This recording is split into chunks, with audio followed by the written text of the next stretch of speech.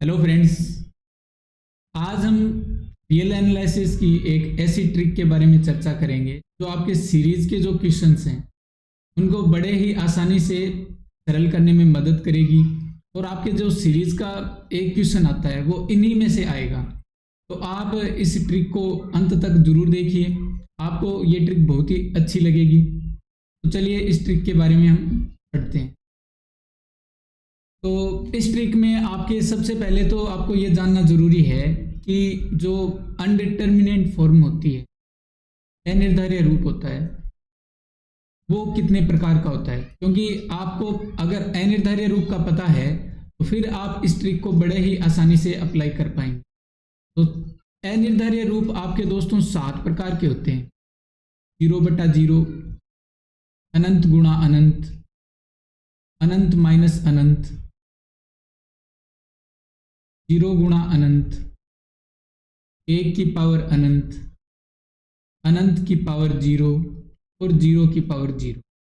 इस टाइप से आपके 7 अनिर्धारित रूप हैं। तो जब भी आप सीरीज के प्रश्न सोल्व करो तो इन रूपों को नहीं बनने देना है, आपको इन रूपों को हटाना होगा, तभी आप इन सीरीज के क्वेश्चनों को सोल्व कर पाए। सबसे पहले तो आपको ये ध्यान में रखना जरूरी है कि आपके जो ये 7 अनिर्धारित रूप हैं इनको आपको सीरीज के जब भी क्वेश्चन आए उनमें इन रूपों को हटाना है। अब इन रूपों को हम लिमिट में तो हटा देते थे, लिमिट में तो इनको लिमिट लगा के और लिमिट के अलावा लोग लेके या अदर टाइप से डीएल हॉस्पिटल लगा के उस टाइप से हटा देते थे। अब इनमें क्या है कि जो अपने सीरीज के क्वेश्चन हैं उनमें इन रूपों को हटाने के लिए कुछ विशेष तरीके अपनाने पड़ते हैं। उन्हीं तरीकों से आप इनको हटा सकते हो और फिर आप इनका आंसर ज्ञात कर सकते हो। अब जैसे मैं एक एग्जांपल लिख रहा हूं,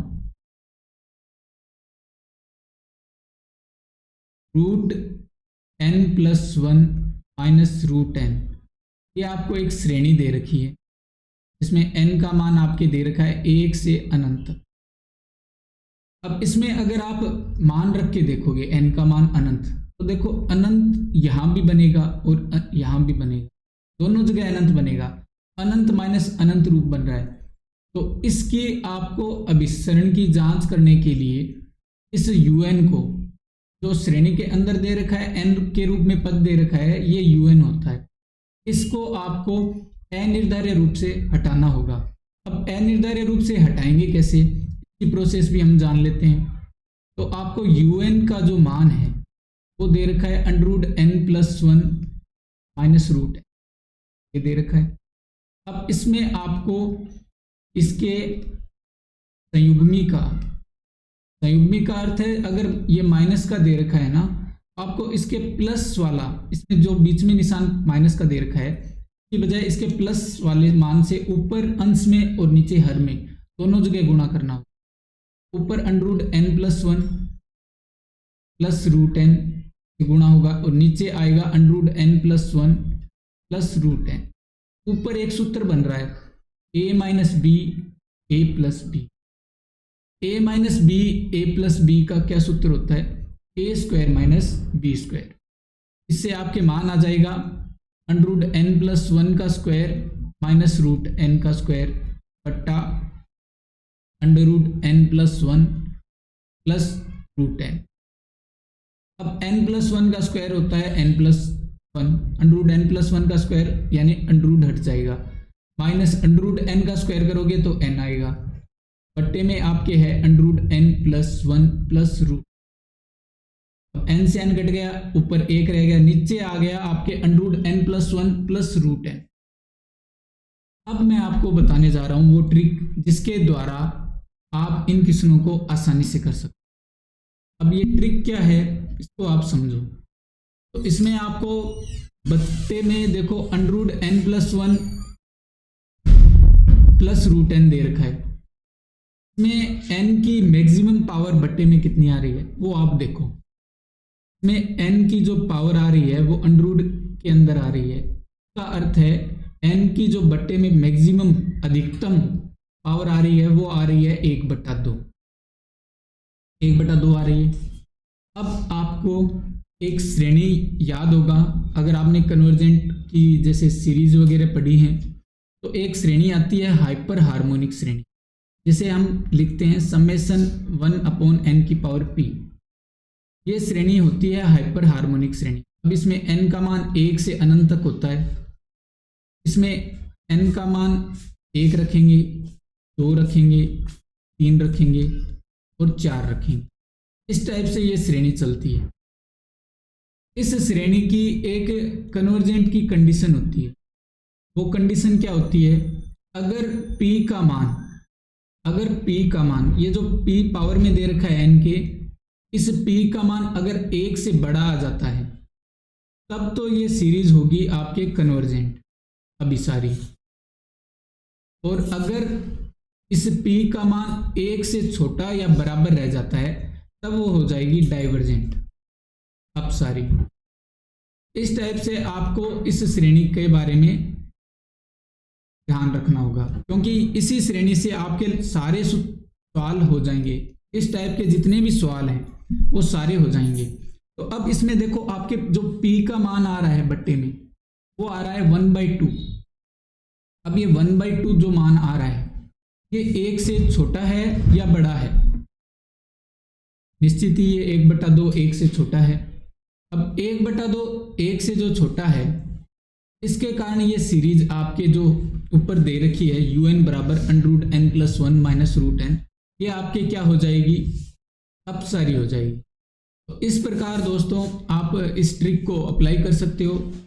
अब इसमें और भी अगर क्वेश्चन आते हैं जो आपके एग्जाम में पूछे जाते हैं, वो किस प्रकार के पूछे जाते हैं कि आपको समेशन दे देगा और ऊपर n की कुछ पावर दे देगा। जैसे मैंने लिख दिया 3 और नीचे मान लो ऐसा दे दिया n⁵ + 1। तो आपको इन प्रश्नों में क्या करना है, इनमें आप देखो un आपको जो दे रखा है उसमें n की ऊपर मैक्सिमम पावर कितनी आ रही है और नीचे मैक्सिमम कितनी आ रही है, इसी से आपको अंदाजा लग जाएगा। ऊपर n की मैक्सिमम पावर आ रही है 3 और नीचे आपके n की मैक्सिमम पावर आ रही है 5। तो अब देखो n की पावर 3 से नीचे n की पावर 5 कटा तो नीचे n की पावर 2 बचा, यानी इसमें जो नीचे n की पावर 2 बच रही, तो इसमें p का मान कितना हो गया, 2 हो गया। और p के मान 2 होने के कारण ये श्रेणी कैसी हो जाएगी, ये श्रेणी आपके 2 का मान जो 1 से बड़ा है, इस कारण ये श्रेणी कैसी हो जाएगी, अभिसारी हो जाएगी। आपको केवल ये चीज देखनी होगी कि ऊपर जो मैक्सिमम पावर आ रही है, ऊपर जो मैक्सिमम पावर आ रही है, ऊपर मैक्सिमम जो पावर आती है और नीचे n की जो मैक्सिमम पावर आती है, उनको ही देखना है। उनको देखकर उनमें जो पावर घट रही है बट्टे में, तो वो पावर घटा देनी है। और जो नेट जो कुल में से घटाने पर, बट्टे वाली पावर में से घटाने पर जो आपके नीचे n की जो पावर बचती है, उससे आपको p का मान देखना है। और उस p के मान से आपको इस हाइपर हार्मोनिक श्रेणी से देखना है कि p का मान 1 से बड़ा आ रहा है या 1 से छोटा आ रहा है। अगर 1 से बड़ा आता है, अगर 1 से बड़ा आता है तब तो वो श्रेणी आपकी क्या हो जाएगी, अभिसारी हो जाएगी। और अगर 1 से छोटा या बराबर आता है तब वो आपकी श्रेणी अपसारी हो जाएगी। अब ऐसा ही एक क्वेश्चन MSc एंट्रेंस में पूछा गया था, वो हम डिस्कस कर लेते हैं। आपको एक श्रेणी दी गई थी जिसमें आपको ऊपर दिया था n और बट्टे में दिया था 2n² - 3, इस टाइप से दी थी। अब इसमें आप सीधा ही देखो कि ऊपर n की पावर कितनी है, 1 है, नीचे कितनी है n की पावर मैक्सिमम 2 है। ऊपर n की पावर मैक्सिमम 1 है, नीचे 2 है, तो 1 से 2 घट जाएगी तो नीचे n की पावर 1 बचेगी, 1 बची। अब n की पावर 1 बची, इसका अर्थ p का मान आपके कितना हो गया, 1 हो गया। अब p का मान 1 होते ही ये श्रेणी आपके कैसी हो गई, अपसारी हो गई। इस टाइप से आप इनमें आसानी से देख सकते हो। आपको इन प्रश्नों में तुलना परीक्षण और भी है, अनुपात परीक्षण, तो वो लगाने की आवश्यकता ही नहीं है। आप केवल हाइपर हार्मोनिक श्रेणी का उपयोग करके भी इन प्रश्नों को आसानी से कर सकते हो। एक तुलना परीक्षण भी आता है जिसमें आप UN मानते हो, फिर VN मानते हो, फिर उनका अनुपात करते हो, फिर वो दोनों साथ साथ अभिसारी होती है या साथ साथ अपसारी होती है। उतनी करने की कोई आवश्यकता नहीं है। आप सीधा ऊपर देखो कि n की पावर ऊपर मैक्सिमम कितनी आ रही है, नीचे n की पावर मैक्सिमम कितनी आ रही है, और नीचे वाली जो पावर है n की उसमें ऊपर वाली पावर घटवा दो, और घटाने के बाद जो p का मान बचता है वो p का मान अगर 1 से बड़ा आ जाता है तब तो आपकी क्या हो जाएगी, अभिसारी, और अगर 1 से छोटा या बराबर आ जाएगी तो कैसी हो जाएगी, अपसारी। अब एक और क्वेश्चन देखते हैं हम ताकि और आपको आइडिया लगे। एक श्रेणी दे रखी है n बट्टा n की घात 4 माइनस n स्क्वायर प्लस 1, इस टाइप से दे रखी। इस श्रेणी में आपको पता करना है ये श्रेणी आपके अभिसारी होगी या अपसारी होगी। तो आप बताइए, अपने कमेंट बॉक्स में बताइए कि ये श्रेणी कैसी होगी। और इसके साथ ही मैं 1-2 श्रेणियां और दे रहा हूं जो आप चेक करके बताइए कैसी होगी। n की पावर 3 बट्टा n की पावर 7 माइनस n प्लस 1। ऐसे ही है एक अंडरूट n बट्टा n प्लस n स्क्वायर बट्टा n क्यूब प्लस 8, इस टाइप की श्रेणी। अब इनमें एक और पर्सन दे रहा हूं मैं, समेशन n की पावर p बट्टा n प्लस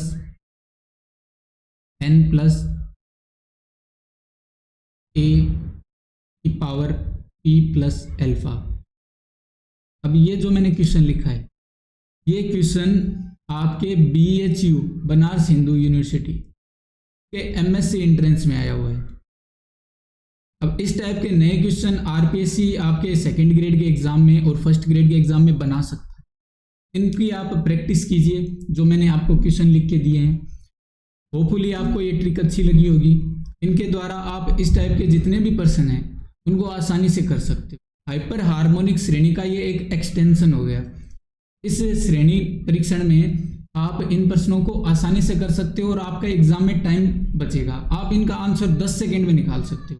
आप श्रेणी देखो, श्रेणी में सीधे देखो कि n की पावर नीचे कितनी बचेगी, नीचे जितनी बची उससे आप वो हाइपर हार्मोनिक श्रेणी परीक्षण लगाओ और आपको आंसर मिल जाएगा।